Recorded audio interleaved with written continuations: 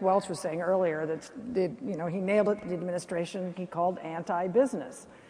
Is there anything that you could say to people, to leaders, to say how to work better with the administration to encourage more real action to be taken? Absolutely. Listen, as I say, I think he needs to bring some CEOs in.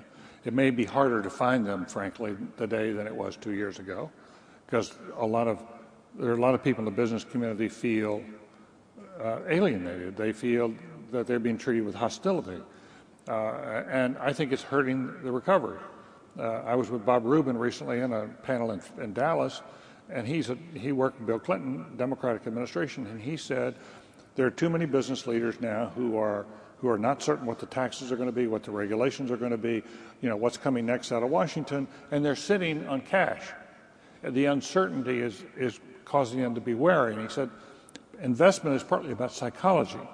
The psychology isn't right. So he was urging, this is Bob Rubin was urging the president to rebuild his fences to the business community. I think he needs to pivot toward the center. As a leader, I think that he's got to do that. But I think one of the ways to do that is get more business leaders in. Let me go back to the example of Reagan, which you raised to start with. Reagan had his team from California when he got elected. They were like his Chicago team, and he brought them. Ed Meese and Mike Deaver and others came with him. But he was smart enough to figure out that Jim Baker, who had run 2 campaigns against him, the day after the election was over, he turned to Jim Baker and said, "I want you to be my chief of staff." And it made a major difference to have Baker there with the Californians because he brought a different perspective, he had a different sense of reality, and he was a heavyweight. He knew how Washington worked. He was master of the press.